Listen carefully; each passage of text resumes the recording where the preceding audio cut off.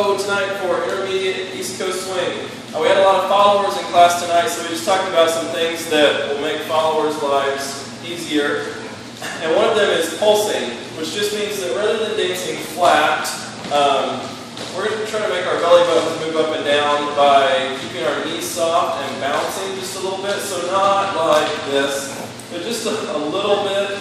Kind of watch my heels just a little bit, just kind of bounce just a bit, so it's not anything dramatic. So a flat basic would be step, step, rock, step, step, step, rock, step. Technically, you're still doing it, but get a little bit of a pulse going on. 1, 2, 3, 4, rock, step, bounce, bounce, bounce, bounce, rock, step, step, pulse, rock, step. So if a follower can keep that going even throughout her basic moves, and same thing for a leader, but particularly for a follower, you become a lot more movable. So sometimes followers will feel really heavy to move around or difficult to move. And it doesn't have anything to do with how much they weigh, but sometimes it's just that they're really committed to the ground. But if you're pulsing here, it's going to make you lighter on your feet. Now we talked about using that same pulse in your triple step, so keeping your feet under your body, not letting them get out here past your shoulders. So if you do a triple step, like triple step, they say under your body. And even if you take a big step, you want to move your body with it so that you don't do like something like this where your foot moves but your body doesn't.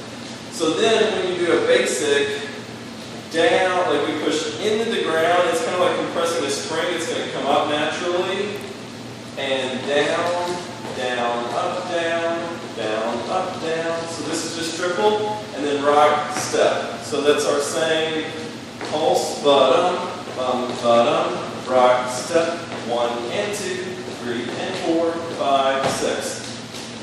It's a little bit more work, but it definitely makes the dance easier to move around the ground, the floor. Okay, and then we also talked about hands for the follower, or just the options that you have, some real simple options. So like when you do a rock step, rather than just leaving your hand by your side, you're kind of letting it creep up into T-Rex position, yeah, something odd. Then you just tap your hand like on a small child's head and brushed it back. There you go. So that you don't flip your palm up or out or whatever. Just keep your palm to the ground. Just take it back. And you want to keep it close to your body, like rather than taking it out here to the side. So leaders can do that too. Rock, step, slow, slow, rock, step. Or if we do a turn, rock, step, slow, slow, rock, step. It's not an every time have to sort of thing. We did this move where we did a tuck turn, rock, step, tuck, turn, arm back, slow, slow, arm back. Just an option. And one thing that we suggested was checking yourself out in the mirror so that you take your arm back and it's in a weird spot, or you think if someone took a picture you'd be embarrassed to show your friends because it's strange. Yeah. But if you've got your arm back on your rock step and you think, well, that makes a pretty good picture, that's a good way to be pretty sure that you can do it on the dance floor and feel good about it. So, the last thing we did was added this turn for the guys, rock, step, tuck.